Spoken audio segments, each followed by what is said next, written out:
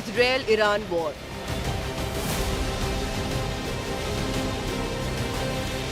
Donald deliberates on strike decision.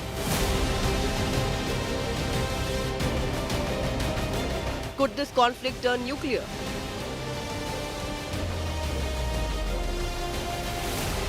Who should India back in Israel-Iran clash?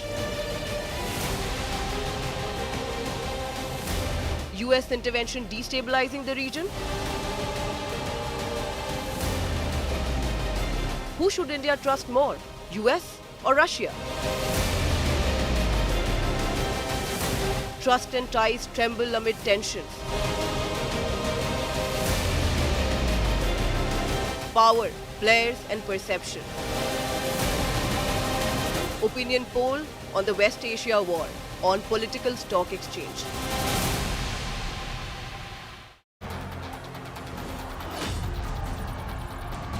For the past 10 days and counting, Israel and Iran have been pounding each other's territory. Even today, Israel targeted Isfahan. Isfahan is one of the most significant nuclear research centers of Iran, and Israel pounded Isfahan once again.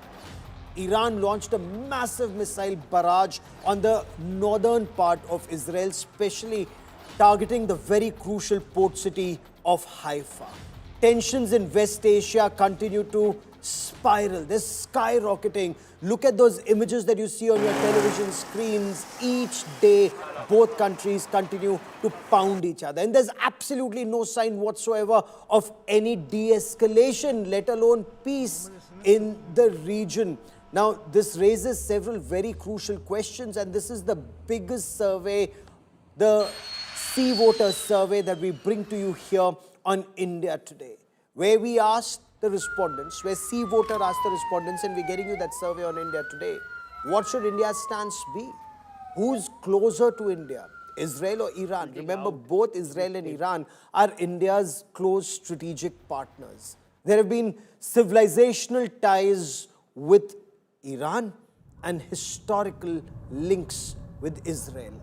Israel has stood by India each time India needed Israel in every conflict, be it 1962 India-China war, 1965, 1971, Kargil, a war that I covered, and we saw how Israeli experts and laser designators came in for the Mirage 2000 fighter jets, for dud bombs to be made into smart munition. And that's not all. Whether it's Operation Sindoor or intelligence sharing or military hardware or Make in India.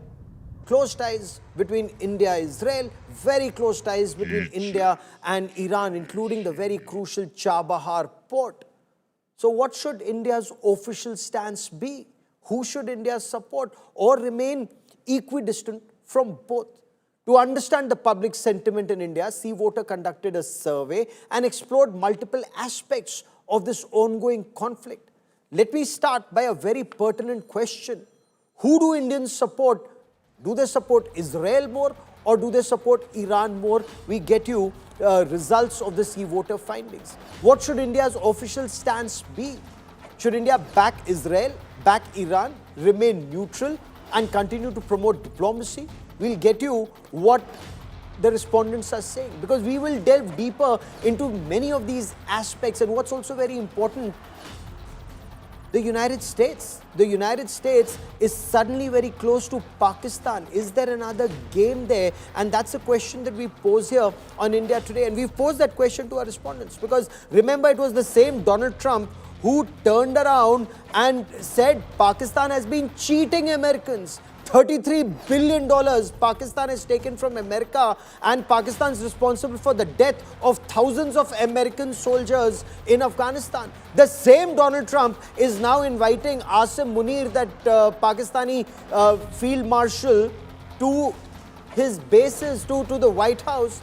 Is it because America wants Pakistan's bases? We pose that question. Joining me on this India Today special broadcast will be Major General Sanjay Meston, Ambassador Dinkar Prakash Srivastav. Ambassador Srivastav was India's ambassador to Iran. Pranay Upadhyay, my colleague, joins me on this broadcast, as does Sandeep Unnithan, and both have been tracking foreign policy and geopolitics very, very closely. But I want to begin with the first set of questions based on the Sea Voters survey findings. Who do Indians support in the ongoing war between Israel and Iran? Now, let me get you details of these findings. Now, among the opposition party supporters, about 23%, and I want to get you some of these details, and you look at this very carefully. 23% supporters say Israel, 38% they back Iran. These are opposition party supporters. When we talk about ruling party or NDA supporters, 54%, and that's a huge number, 54% back Israel, 11% back Iran. Let me take you to the next set of questions. What should India's formal position on the Israel-Iran conflict be? Now, among the opposition party supporters, 19% believe that India should support Israel, but 31% firmly believe that India should back a country with whom we've had civilizational ties, and that's Iran.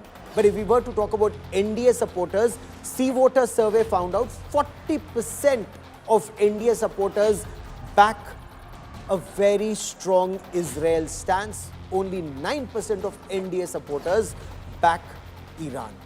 Let me quickly take this question to Ambassador Dinkar Prakash Srivastav. Ambassador Srivastav, you've served extensively in Iran, and that too in a very critical phase of operations. In your appreciation, of course, this is just a Sea Voter survey, but Iran, a country with whom we've had civilizational ties, and Israel, who is a close strategic partner, both countries are close strategic partners. Where would you weigh in on this question, sir?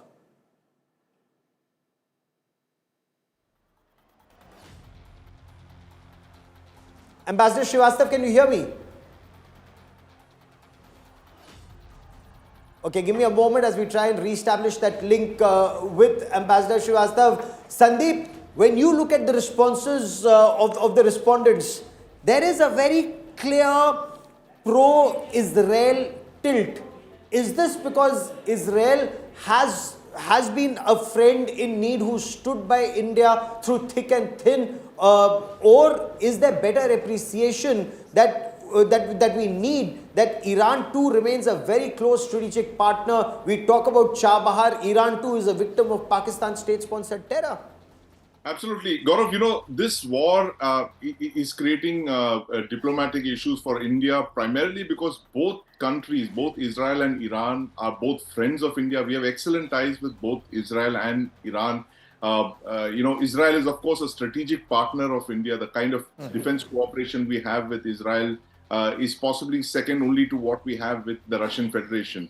But, that said, Iran is also a very important country for us. We've really not had any quarrels with them, in the recent past. And they've become very, very critical, Gaurav. As you mentioned, Chabahar is so critical to our access to Afghanistan and Central Asia. And but for Iran, we would not have been able to, reach both of these places, Central Asia or Afghanistan. And also, it's also important for the North-South transit corridor, which is an alternative to the, IMEC corridor, which runs through Iran, goes into the Caspian and into the Russian Federation. So Iran is, geopolitically, it's very important to us. And of course, our respondents know that. And but there is an angle of Israel being more important to us strategically, as in 1999 Kargil war. That story is very famous on how, Gaurav, when you were there covering the war, Israel was airlifting ammunition from its own stocks to supply us 155 artillery shells. So we don't forget those kind of gestures. And of course, Israel has always been a close friend of India in this fight against terrorism, Gaurav. Ambassador General Meston, is that also your appreciation? India-Israel relations remain extremely, extremely strong, even though Iran is a strategic partner. Respondents seem to be weighing in. The scales seem to be tilting in Israel's favor. Yeah, apparently, because Gaurav offers strategic partnership, the scales definitely are tilting towards Israel. There is no doubt, and it should tilt also. But the fact of the matter is, as highlighted by Sandeep also, I think both are equally important to India. As highlighted, the Chabar port and, of course, the north-south transport corridor is equally important, of course, to Afghanistan, Central Asian republics. And, of course, besides that, the IMEC corridor, which has been a master stroke, and this takes care of our the relationship with the Israel, especially of the Haifa port, which we were, as it is, on the verge of developing it, and thereafter making inroads to Europe, which also affects Jordan and Saudi Arabia and UAE. So this area is very, very important for us. This area is so important, and I feel, Gaurav, that it is perhaps high time, because of the strategic importance of India in the Middle East, including, I would say, Iran. I think we need to today jump in the fray, and maybe if Trump today jumps in the war, who's going to thereafter mediate? India, because of its excellent relationship with Iran and with Israel, perhaps we may be the only key to unlock this conflict, or maybe try to reconcile both the parts. And if Abraham Accords were signed earlier, why can't India also, take some initiative? So, and India's respect will also go up in the international arena. In fact, Pranay, that's one aspect that's repeatedly been raised, India's multi-alignment. There could be two countries at war with each other, and yet both are friends of India, whether you look at Russia, Ukraine, or Israel, Iran in this case.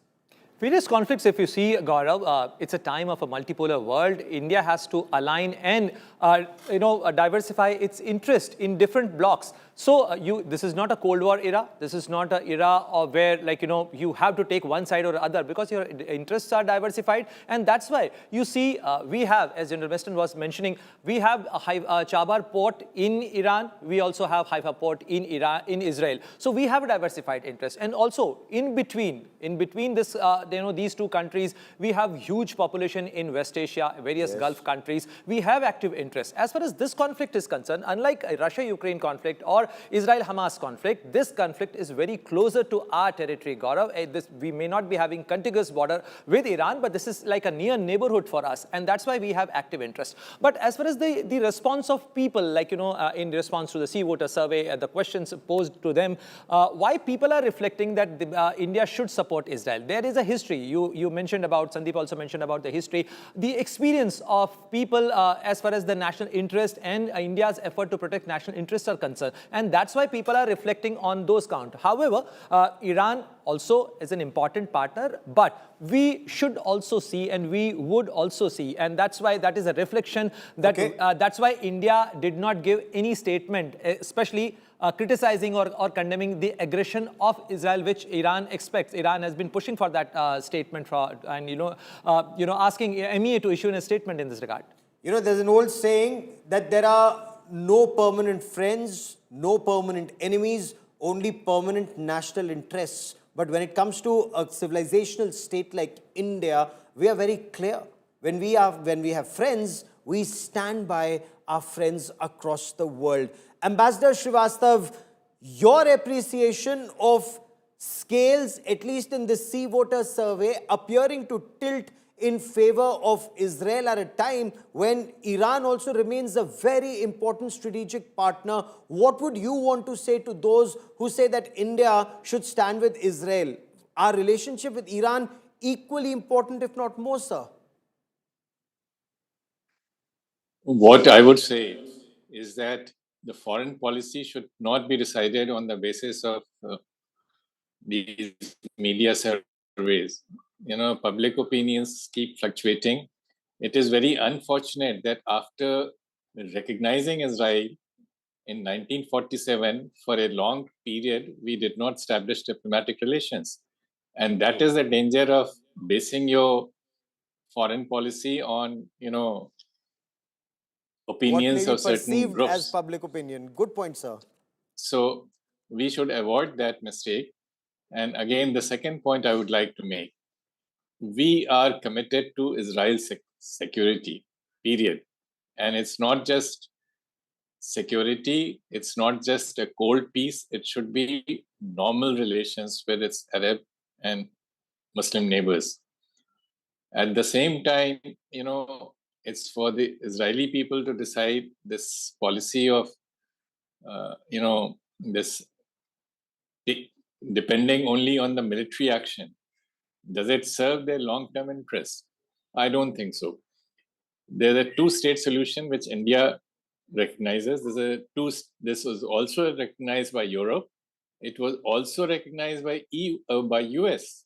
Yes. So I think this is not something which we should ignore, and we do hope there's a quick de-escalation, because this fight is not in the interest of Israel. It is not in the interest of Iran. We have seen An the independent destructive. Israel and independent Palestine living peacefully next to each other without threatening each other's peace, security, and progress is what we are looking at. So let me now Yes. jump to our next question, and a very important question. And Ambassador Srivastava, I want you to weigh in on it. Does the image of India's close relations with Israel, Israel is a very close strategic partner, of course, so is Iran, but the impression is that India is very close to Israel. Does that impact India's image in the Islamic world? Now, when this question was posed by Sea Voter, what did respondents say? Amongst the opposition supporters, 32% believed it poses a huge diplomatic challenge for India. 32.5% felt that India is able to balance relations with both countries extremely well, whether it's Israel or Iran. And when you talk about supporters of the ruling National Democratic Alliance or the ruling NDA, 23.6%, a much lower number, see it as a challenge. 43.7% believe that India is able to strike that happy balance. Ambassador Srivastava, in your appreciation, is India able to strike that happy balance, not seen as closer to Israel compared to the Islamic world? And especially if I may want to talk about this Shia majority, Muslim majority country, Iran, sir? Gaurav, I would repeat what I said earlier about the domestic context, that we should not, that, and the same principle applies to international relations. We cannot allow Arab or Muslim countries to decide our policy towards Israel. As I said at the outset, it was very unfortunate, and it was good that we corrected it. I have made this point as ambassador to Arab and Muslim countries. I pointed out that they themselves made peace with Israel. Yes. Egypt, as far back as Camp David, and this was followed by Jordan in the 80s, and now good swath of Gulf countries have relations The Abraham with Accords, Israel. yeah. So we should not allow this factor that whatever OIC says, we are not bothered. We should not bother about what they are saying about Israel. Israel is our partner. We should stand by it. Okay. But at the same time, aligning ourselves with this is a very escalatory process. And let me last point I'll mention. Military outcome can be decided quickly. We have seen this in the first Gulf War in 92, in the second Gulf War in 2002, and in the Libya intervention in 2011 or 12. But Yes. stabilizing the situation after that becomes very difficult. And what happened in Iraq? Eventually, US is out. Iranian influence in Iraq increased, and most of the oil reserves or oil fields in Iraq today have gone to Chinese companies. So I think this is a perspective we need to bear in mind. Oh, absolutely. And General Meston, India has been able to manage this very effectively, a multi-aligned policy where Russia and Ukraine both remain our friends, Israel and Iran both remain our friends, even though some may have that impression that India is closer to Israel. Yeah, absolutely right. I think our relationship with Israel is not going to make any material difference in the Arab states. Gaurav, reason being, firstly, India's strategic autonomy is respected all over.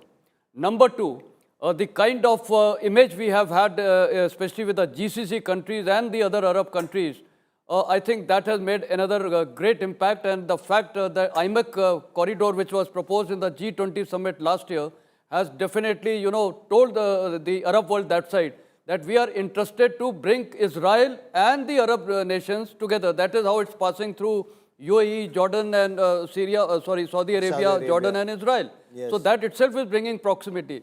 So what it tantamounts to is that India's image is going further up. And probably I may offer one suggestion.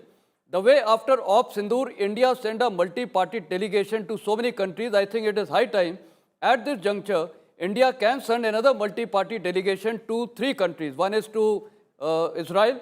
The second is, of course, and the same set of people can go. The second is to Iran. And third is to America. Okay. Because today no one is talking among themselves, and America is also quite confused.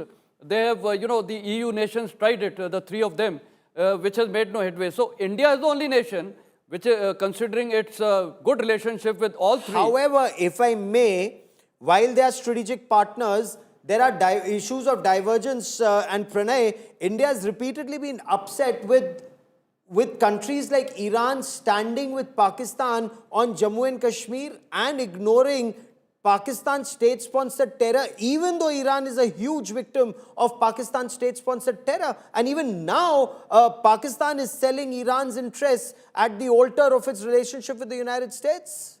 Obviously, Iran also has its own experience dealing with Pakistan. And not long ago, Gaurav, last year in January 2024, Iran carried out surgical strike against Jaish al-Adl in Pakistan, on Pakistani territory. And there were tensions between Pakistan and Iran. So, and in fact, also Iran is building a border, a border wall, border fencing alongside the border with Pakistan. So this clearly shows the distrust between Iran and Pakistan.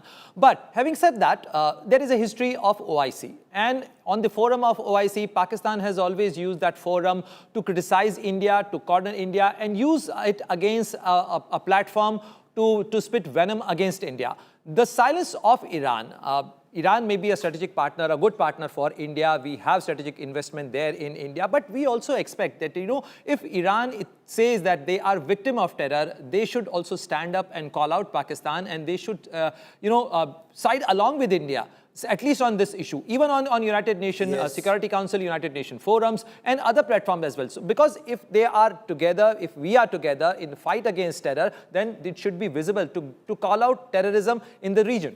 And that is where, Sandeep, Israel has proven to be a better friend, stands with India through thick and thin. Iran cannot take this fig leaf of Pakistan being Muslim Biradar, Iran being Muslim Biradar, though it's Shia Iran, Sunni majority Pakistan, where Shias are very unsafe. Shia Muslims are being killed in Pakistan. Asim Munir sells Iran's interest in the United States of America, and yet in the past, we've seen Iran stand with Pakistan on Kashmir and terror. This has been extremely, extremely unfortunate, and perhaps it reflects here in this survey. It does, Gaurav. And, there is a big contradiction here that, as you mentioned, Iran is a strategic partner of India. But when it comes to Kashmir, then it kind of falls in line with Pakistan, despite the fact that, Shias are being butchered inside of Pakistan since 1979. You have, groups, very vicious Sunni extremist groups like the Sipahi-e-Sahaba Pakistan, which are just set up only to kill Shias. And that's like there are several other groups. The SSP is the largest one of that. But despite that, Iran kind of falls in line with Pakistan when it comes to issues like Kashmir, Gaurav, because, there is the larger battle for the leadership of the Muslim world. Now, if you see countries like Saudi Arabia, Turkey, Iran, so it's a triangle of these 3 countries, each of them trying to assert themselves as the leader of the Muslim world. Why else would you explain that the closest, the dearest cause of the Sunni Arabs is Palestine, right? Everyone swears by it. Yeah. How do you explain a country like Iran, which is neither Sunni nor Arab, picking up a Sunni Arab cause and fighting for it and putting its existence in Shia danger? militia, yeah. Over a Sunni Arab cause. And that has to do with this leadership of the Muslim world concept, and everyone's fighting. Turkey is trying to, revive its own Ottoman Empire.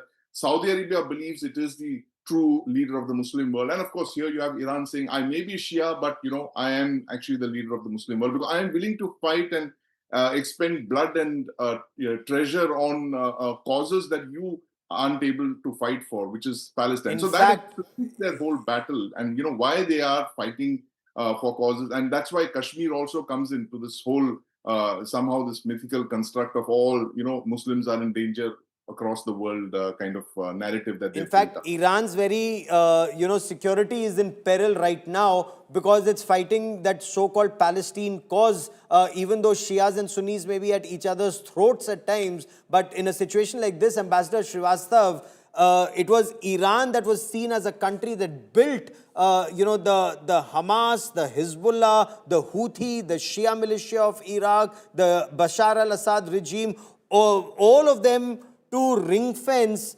Hamas or the Palestine cause, and it's now held, Iran not in very good stead right now. Let me say at the outset, Gaurav, I hope there's a re-evaluation by Iran of its policies on Kashmir, that it has to be unequivocal and against the terrorism, and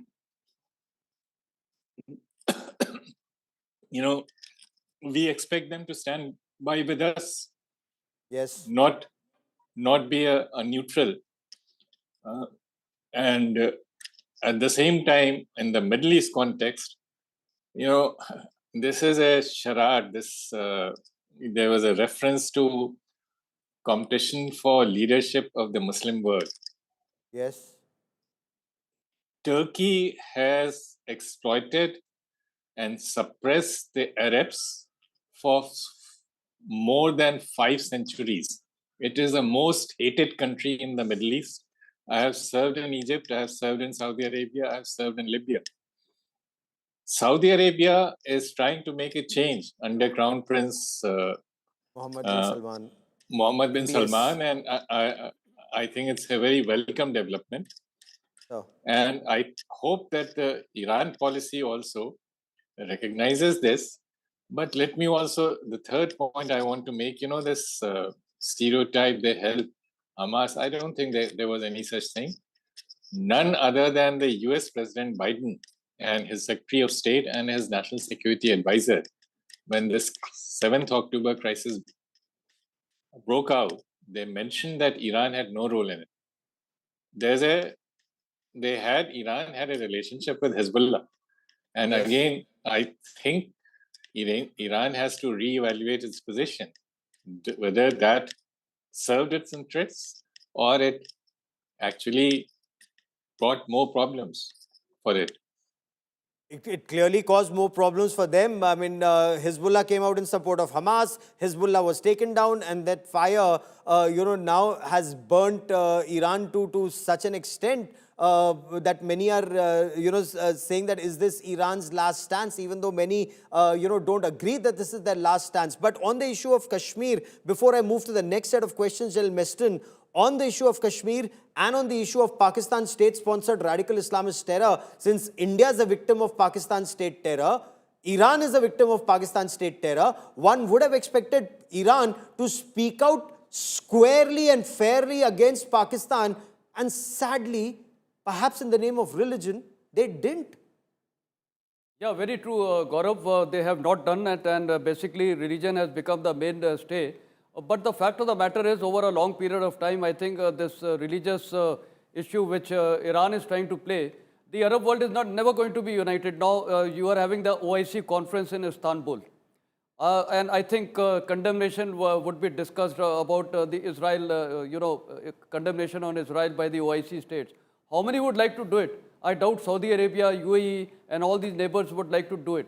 Okay. So there would be a lot of issues on that. Yes, to some extent, perhaps our diplomacy, and I think the former ambassador would also be able to state why Iran has never sided with us on the Kashmir issue. But some things they have cited. I would just go back to the point way back in Afghanistan when the Taliban were ruling from 96 to 2001. When we supported the Northern Alliance, there was convergence between Iran, convergence between India, and convergence between the United States. So what I would like to say is that things are possible, and that is why I recommend that perhaps India now can be little proactive No, I completely agree with your point, especially on Chabahar. Chabahar is evidence of India-Iran working so well together, and it's holding even Afghanistan in good stead, that Afghanistan is no longer being bullied by Pakistan. But I want to come to a very crucial question right now, and I want to move to the next set of questions. Who does India trust more when it comes to India's national security? Is it Russia or is it the United States of America? Is it an either or? Should it be both? India's multi-alignment, once again, is at play here. Now, let me get you what the opposition party supporters are saying. 70.2%, and that's a huge number.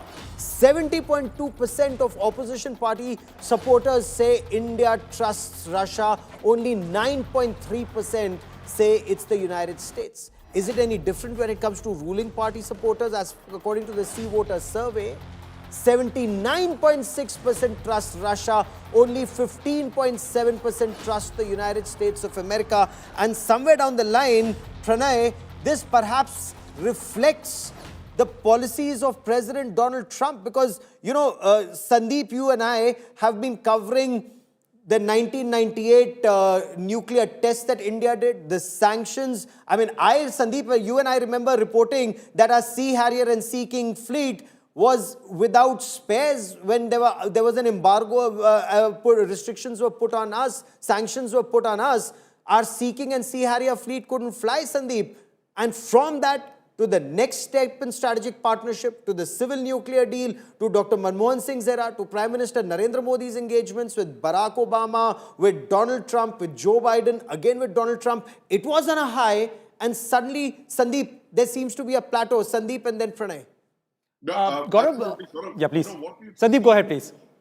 Gaurav, what we've seen in the last couple of days, in fact, in weeks, is just, it's all the fears that we have had of our relationship with the United States.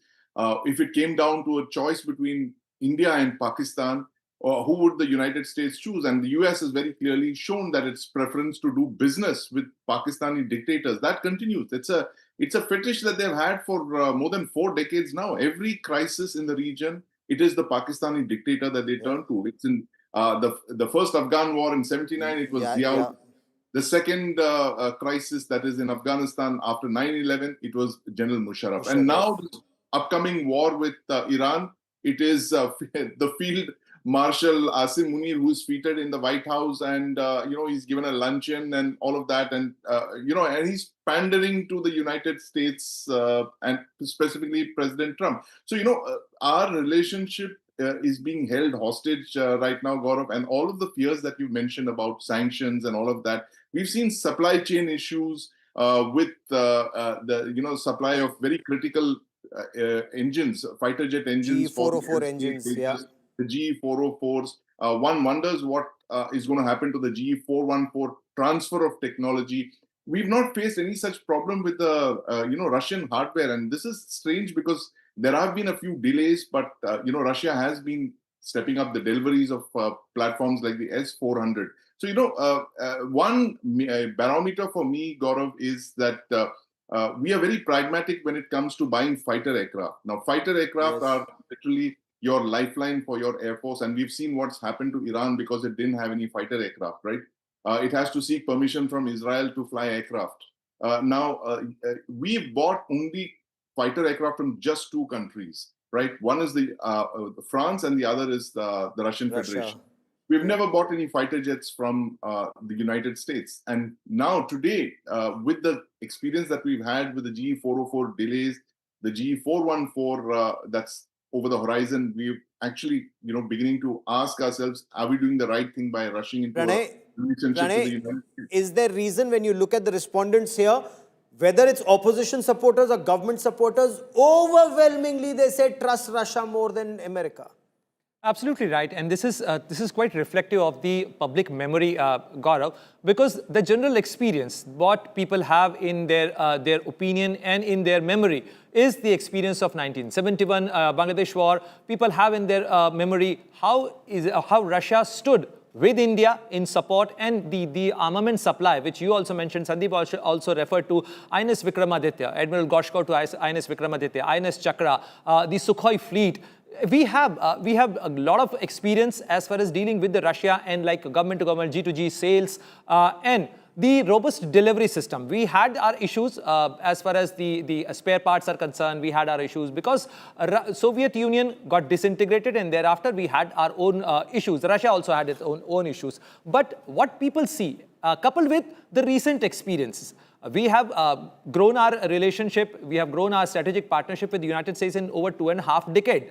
And successively, like $20 billion worth of military hardware you have bought from, you have purchased from America. But now, as far as the strategic issues are concerned, why US is not being considered as a very trustworthy partner? Because US has also been supplying F-16 to Pakistan. There has been even, despite the US president, the current president, Donald Trump, accepting the fact in his previous presidency that Pakistan has cheated. Pakistan has got billions of dollars and did nothing for the United States. But despite that, they are siding with Pakistan. That is an issue which is there in Indian public memory.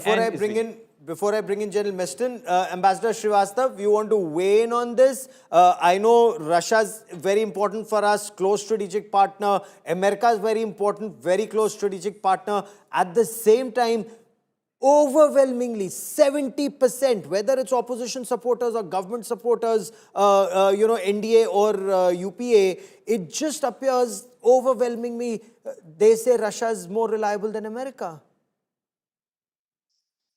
Indeed, and I think the US pundits, whosoever is looking after foreign policy, I'm not sure who's doing that because there's a flux within the US establishment also. But they should take note of this, that this totally opportunistic alliance which US has stuck with Pakistan under Munir has a cost, and this is not something which has which will be easily forgotten. Let me add one more point, and this war is the biggest damage it has done.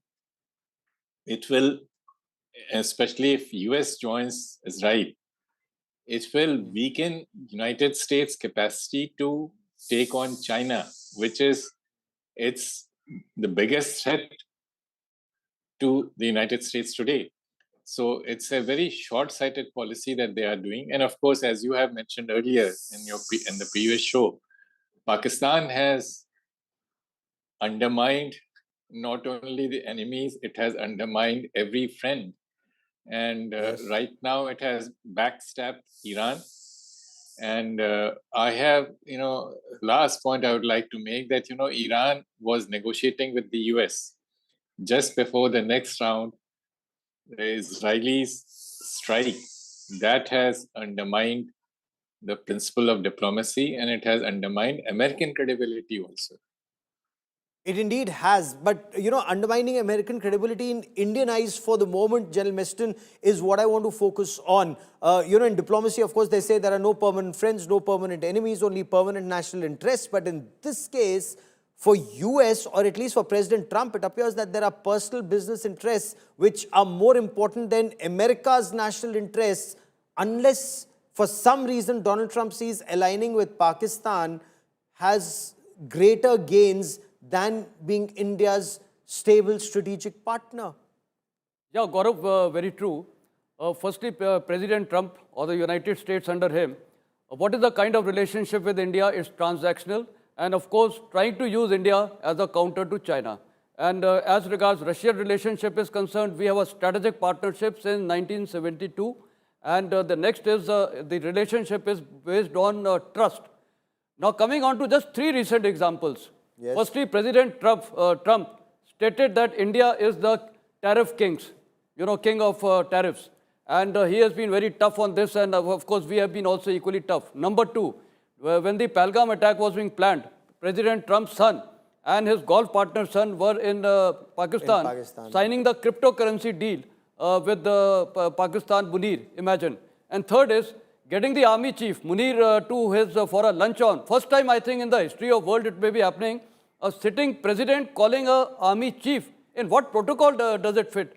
So this all shows that he is trying to play around with India, and I think India is equally firm So what I would like to say is we can trust and rely more on Russia rather than America. And a lot of examples, GE F414 engines and, delaying even GE F404 engines. So this is the kind of relationship they're trying to have with us. They just want to use us. So I think India is also very clear. We shall not be used. We will do what our national interest serves, and therefore it is in our interest to have good relationship with Russia and as well with America. But in the longer run, Indians realize that the long-term trusted friend can definitely be Russia rather than the United States. I quickly want to come to that issue since all of you have raised the issue of General Asim Munir or Field Marshal Asim Munir of Pakistan being invited to White House for lunch. No free lunches in this world. Is he bartering his honor? Of course, Pakistan Army has no honor, but selling off Iran's interests, giving his air bases and airspace to the United States of America for the war against Iran. Imagine, Pakistan claims to be a biradar mulk or a brother nation of Iran and is giving its airspace to be used against Iran. Not just Noor Khan, remember, India bombed to bits. We are told that there are 2 bases in Baluchistan that are being given because Jacobabad, which was the traditional NATO air base, Jacobabad again has been bombed to bits. That was a very crucial NATO base. But what are respondents saying? I want to get you that. Whether it's opposition supporters, 56.8% say yes, 59.2% of NDA supporters agree that it's only because America wants airspace.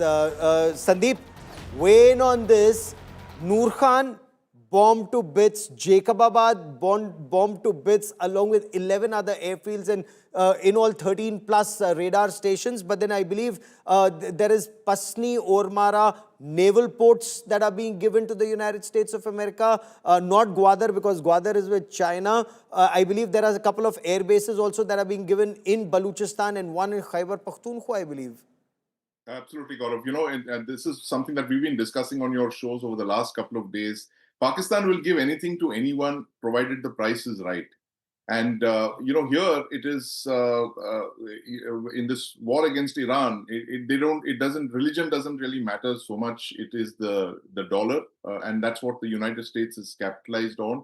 And every, like I mentioned earlier on, every crisis in the region, the Pakistan Army thrives on crisis. And it has used that. Let's look at the 3 crises. The first one, 1979 onwards, when the war in Afghanistan against the Soviet Union, they built up their nuclear weapons program, right? In full public view of the West. The West knew that the Pakistanis were developing a nuclear weapon. The second crisis, post 9/11, Musharraf actually used those nuclear weapons to craft his nuclear blackmail strategy, that he would threaten us with nuclear war if we attacked him for sponsoring terrorism. And then now you have the third crisis where finally, after almost 4 decades, India has said enough is enough and we've gone and shattered his air bases. And that has created problems, which kind of explains, Gaurav, this stunned silence from the West, after the 10th of May, and of course our new proactive counterterrorism policy that the Prime Minister elucidated on the 12th of May. I think, like I've always been saying on your show, Gaurav, that was the out-of-syllabus question. Nobody expected us to strike at Pakistan the way we did with those BrahMos missiles. Incidentally, an Indo-Russian joint, venture. And that is something that took everybody by surprise. They did not want Pakistan to lose the use of its bases, and which over a month after the May 10th attacks, those bases are still unused. They can't be used. And all the strategic experts who said they would be patched up and they would be ready and, the airfields would be good to go very soon. I mean, they're covered in tarpaulins and unused. He who laughs last laughs the loudest. And Sandeep and I, we are so proud that we are right, and we were always right when we said India's Operation Sindoor was spectacular in its scope, scale, and impact. And there were those doubting Thomases who were peddling the American and the Pakistani line, and today they have egg on their face. But I want to bring in, Pranay once again before I bring in Ambassador Srivastav and General Meston. Pranay, Pakistan claims to be a biradar mulk of Iran, And perhaps this should be an eye-opener for Iran. Now there are voices in Iran who say that even if any country were to give its air bases and territory for operations against Iran, they would be considered an enemy nation. India was warning them all along. Iran should have woken up sooner. That is the irony of a contract state, Gaurav. They go with the highest bidder. And Pakistan has always gone with the highest bidder. This is not for the first time. But if you see, as Sandeep was also mentioning, and you also mentioned that there are no free lunches in the world.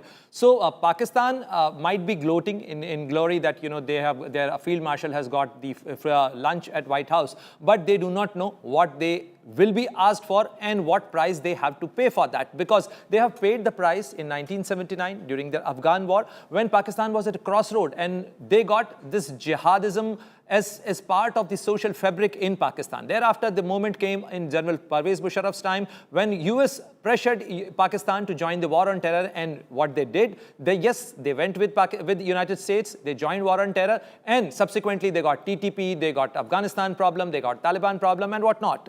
And again, Field Marshal Asim Munir is again on that crossroad, and Pakistan people and polity has to think about it that their army chief was called prior to their prime minister. So this is a reflection on Pakistan's polity, Pakistan's state of affairs. General Meston, in the good old days, they said 3 A's run Pakistan: America, Army, and Allah. Now it seems it's only America, because the army is also subservient to the United States of America. It's the dollar that runs Pakistan. And unfortunately for Iran, this stab in the back. India has repeatedly been stabbed in the back by Pakistan. Iran again has been stabbed in the back, it seems. Yeah, very true, Gaurav. 3 A's. Of course, no, 1 A is predominant, and that is America.